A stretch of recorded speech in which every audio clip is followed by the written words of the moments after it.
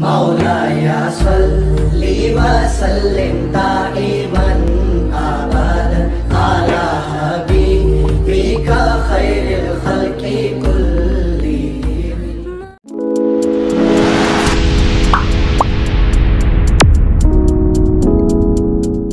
बिस्मिल्लाहिर्रहमानिर्रहीम। अस्सलाम वालेकुम। सलामती हो हम सब पर, अल्लाह की रहमत और इसकी बरकतें हों। तामीर नौ में आप सभी का खैर मक़दम है।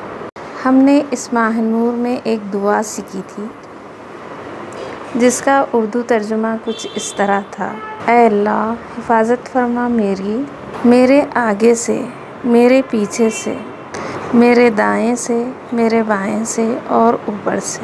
बड़ी ही जामे दुआ हमने सीखी थी। इस माह नूर में दिल में नूर उतरता है। दिल नबी रहमा से मोहब्बत के तकाज़े में आम दिनों से ज़्यादा क़ुरान की तरफ मायल होता है। हर सू नूर ही नूर नज़र आता है। माशाअल्लाह।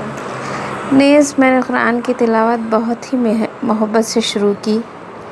दौरान तिलावत ख़्याल हुआ कि मैं जो कुछ भी तिलावत कर रही हूँ उसका तर्जुमा भी देख लिया करूँ। चुनांचे इसी दौरान सूरतुल एराफ की आयत नंबर 10-17 तिलावत करते हुए मैंने इस जामे दुआ के कनेक्शन को पाया। सूरतुल एराफ की आयत नंबर 10-17 में अल्लाह ताला ने तफसील से हज़रत आदम अलैहिस्सलाम की आप बीती रकम की है। मैं आपके सामने इन आयतों की तिलावत करूँगी और इसका उर्दू तर्जुमा भी पढ़ूँगी इंशाअल्लाह। अल्लाह ताला आप पर भी वही ख़ास कैफियतें तारीद कर देगा जो इन आयत की तिलावत के बाद होती हैं। बिस्मिल्लाहिर्रहमानिर्रहीम। शुरू करती हूँ अल्लाह के नाम से जो बड़ा मेहरबान निहायत रहम फरमाने वाला है। सूरतुल एराफ आयत नंबर 11। वलक़द ख़लक़नाकुम सुम्मा सव्वरनाकुम सुम्मा क़ुल्ना लिल मलाइकति इसजुदू लिआदम फ़सजदू इल्ला इब्लीस लम यकुम मिनस साजिदीन। कंजुल ईमान का तर्जुमा इस तरह है: और बेशक हमने तुम्हें पैदा किया, फिर तुम्हारे नक्शे बनाए, फिर हमने मलाइका से फरमाया कि आदम को सजदा करो, तो वो सब सजदे में गिरे मगर इब्लीस ये सजदा करने वालों में ना हुआ। क़ाला मा मनाअका अल्ला तस्जुदू इज़ अमरतुका क़ाला अना खैरुम मिन्हु ख़लक़तनी मिन नारिन व ख़लक़तहु मिन तीन। फरमाया, किस चीज़ ने तुझे रोका कि तूने सजदा न किया जब मैंने तुझे हुक्म दिया था? बोला, मैं इससे बेहतर हूँ, तूने मुझे आग से बनाया और इसे मिट्टी से बनाया।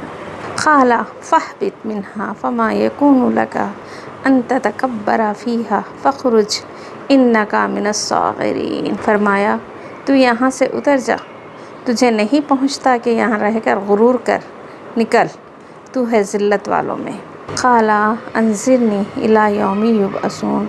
बोला, मुझे फ़ुर्सत दे इस दिन तक के लोग उठाए जाएंगे, यानी आखिरत के दिन तक। फिर अल्लाह ताला ने फरमाया, क़ाला इन्नका मिनल मुंज़रीन।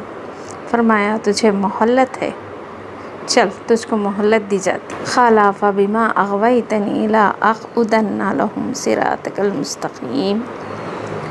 बहुत ही गौर करने वाली बात है यहाँ पे।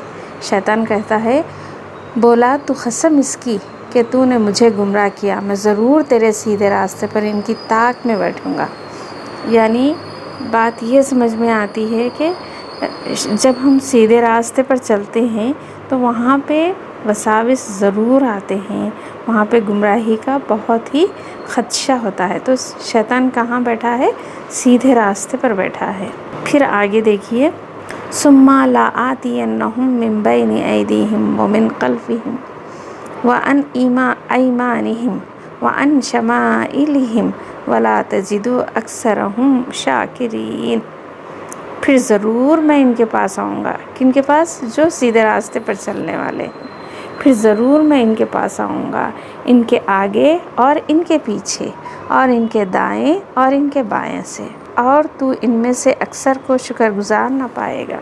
तो ये अल्लाह ताला और शैतान के बीच में होने वाली बातचीत है کہ شیطان کہتا ہے کہ اللہ تعالیٰ نے کیا کیا، اس کو راندہ درگاہ کیا، اپنے پاس سے نکال دیا، دھتکار کے نکال دیا۔ تو ایسے میں شیطان اللہ تعالیٰ سے مہلت مانگتا ہے، کہتا ہے کہ قیامت تک کے لیے مجھے مہلت دیجیے، میں ان کے سیدھے راستے پہ بیٹھوں گا اور وہاں پہ ان کو آگے سے دائیں سے بائیں سے نا ان کو میں گمراہ کرتے رہوں گا، ان کے پاس آؤں گا، ان کے آگے اور ان کے پیچھے اور ان کے دائیں اور ان کے بائیں سے، اور تو ان میں سے اکثر کو شکر گزار نہ پائے گا۔ تو دیکھیے کہ شکر گزاری کس کو کہتے ہیں۔ میرے استاذ محترم کہتے تھے اشیاء کا صحیح استعمال شکر ہے، اللہ کا شکر ہے۔ اللہ تعالیٰ نے جو کچھ بھی ہم کو نعمتیں عطا کی ہیں، ان نعمتوں کو صحیح استعمال کریں، وہی اللہ کا شکر ہے نا۔ قرآن ہم کو بہت بڑی نعمت ملی ہے، اس کے اندر جو ہے نا ہمیں زندگی گزارنے کے طریقے بتائے گئے ہیں۔ تو قرآن کو صرف مقدس کتاب ہے سمجھ کے اونچی بلندی کی جگہ پہ رکھنا اللہ تعالیٰ کا شکر نہیں ہوتا، بلکہ قرآن سے فائدہ اٹھانا، ہمارے ہر خوشی میں ہر غم میں اس کو ساتھ رکھنا، اس کے علم کو ساتھ رکھنا، اس کی تعلیم سے فائدہ اٹھانا، یہ کیا ہے؟ اللہ تعالیٰ کا شکر ہے۔ قرآن ایک زندہ معجزہ ہے۔ تو ہم جو کچھ بھی سچویشن میں ہیں، جو کچھ بھی حالتوں میں ہم ہر دن گزرتے رہتے ہیں، قرآن کے ساتھ ہو جائیں اور قرآن کو معنی کے ساتھ سمجھ کے پڑھیں تو ہم کو ضرور ہدایت نصیب ہوتی۔ ہدایت ایک مرتبہ ملنے والی چیز نہیں ہوتی، ہر ٹائم ہدایت کی ضرورت ہے، ہر ٹائم نصیحت کی ضرورت ہے۔ تو نصیحت اور ہدایت آج کل کی دنیا میں بہت ٹف، ہضم نہ ہونے والے الفاظ ہیں، لیکن اصل میں ہدایت اور نصیحت بہت اچھی چیز ہے، سیدھے راستے کی چیز ہے۔ ہدایت کے راستے پر چلائے اور شیطان کی گمراہی سے، شیطانی وساوس سے ہمیشہ ہمیشہ بچائے۔ آمین۔ جزاکم اللہ خیراً کثیرا، والسلام۔ مولایا صلی وسلم دائماً